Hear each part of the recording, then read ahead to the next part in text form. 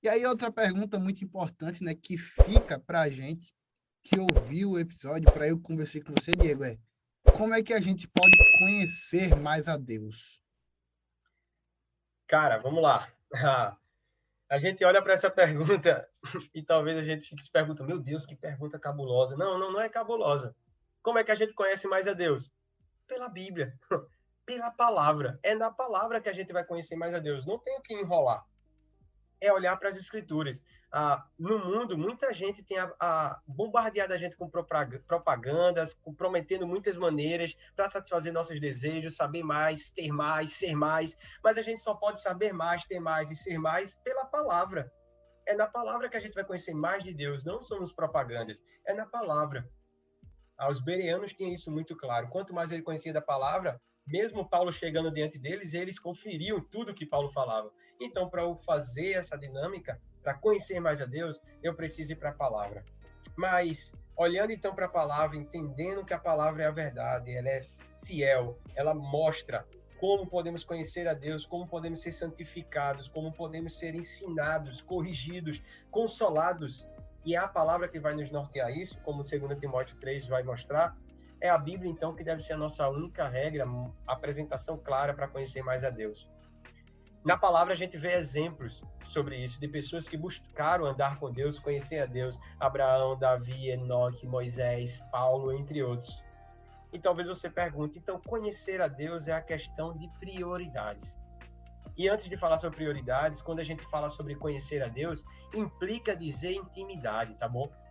Implica dizer relacionamento. Você não conhece a Deus sem relacionamento. Eu tô aqui batendo papo com o Neto e eu só conheço o Neto se eu me relacionar com o Neto, se eu tiver intimidade. Senão, eu não vou conhecer a ele. Eu não vou saber como então eu posso conhecer mais a Deus se eu não sou íntimo de Deus, se eu não tenho relacionamento. E se quero ter intimidade e relacionamento, isso tem que ser prioridade na minha vida. E uma questão que é acontecido na nossa época hoje, não só na nossa época, mas em todo o tempo, é questão de prioridade. Um adolescente, quando é perguntado por que não faz sua devocional, a primeira coisa que ele fala é o quê? Não tem tempo. Se você falar com um adulto, ele vai falar a mesma coisa, não tenho tempo. Mas isso é uma questão de prioridades, isso é uma questão de quem tem sido a sua prioridade, se é a palavra ou não. Porque você tem tempo para jogar bola, jogar PlayStation, sair com as amigas, ir para o shopping, comer. Comer é uma prioridade para você, e por que não a palavra não é uma prioridade? E diante das prioridades, muitas coisas atingem e elas dificultam o nosso tempo com Deus. Ativismo, você faz muita coisa. Distrações, internet é uma distração incrível, porque você acaba gastando muito tempo no Instagram, no TikTok, no Twitter. Isso é distração, atrapalha seu tempo. O mudanismo, a secularização, a influência que o mundo tem tido na sua vida. Você tem sido moldado não pela palavra, mas pelo mundo. Por quê? Porque você não tem dado prioridade na palavra. Porque você não tem buscado conhecer mais a Deus. E conhecer mais a Deus implica ter tempo com a palavra. Conhecer mais a Deus não deveria ser um peso, deveria ser um prazer para a gente. Porque os mandamentos de Deus não são penosos. 1 João vai falar isso para nós. E olhando Efésios capítulo 3, 14 a 19, eu quero ler e duas implicações que eu achei incrível lendo esse texto. Depois de Paulo falar sobre a salvação trina, depois de falar que nós somos salvos pela graça, antes mortos, mas agora vivos em Cristo, depois de falar que ele uniu dois povos em um, ele vai orar mais uma vez. Ele diz, por essa razão, ajoelho-me diante do Pai, do qual recebe o nome toda a família dos céus e da terra. Oro para que, com as suas gloriosas riquezas, ele os fortaleça no íntimo do seu ser, com poder, por meio do seu Espírito, para que Cristo habite no coração de vocês mediante a fé. Que você tenha relacionamento com Deus. A primeira observação aqui no texto é que Paulo fala sobre experimentar a Deus com intimidade a sós. Cristo habite no coração de vocês, no íntimo de vocês. Mas ele continua, ele ora para que a gente, estando arraigados, alicerçados em amor, vocês possam, juntamente com todos os santos, compreender a largura, o comprimento, a altura, a profundidade e conhecer o amor de Cristo que excede todo conhecimento, para que sejam cheios de toda a plenitude de Deus.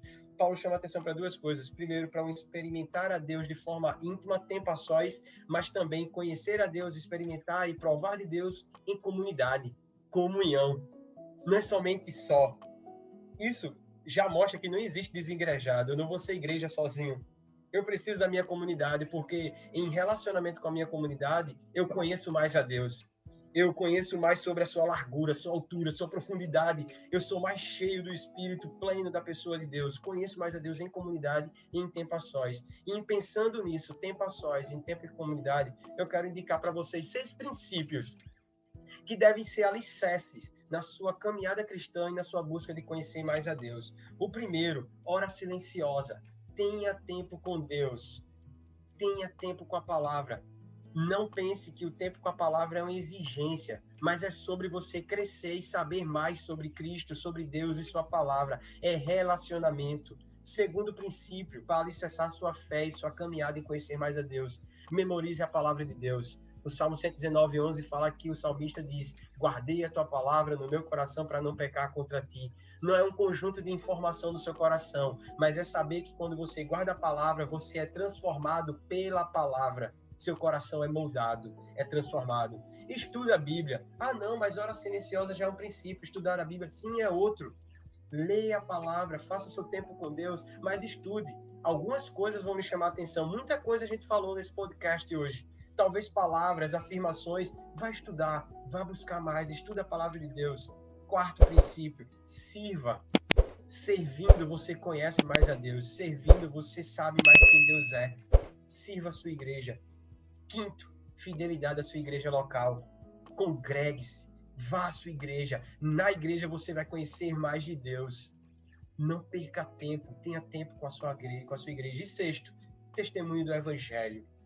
Viva, pregue, porque aquilo que você aprende, você proclama, você fala. É isso que o salmista vai falar no Salmo 119. Ele medita, ele busca, ele memoriza e no final ele diz: eu proclamo a tua lei porque eu amo a tua lei.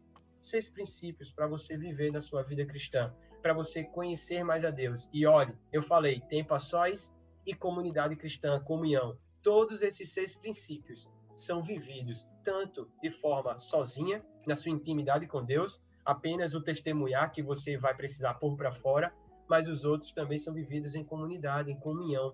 Você testemunha junto com a sua igreja, você anda junto com a sua igreja e cresce com a sua igreja, você serve junto com a sua igreja, você estuda junto com ela.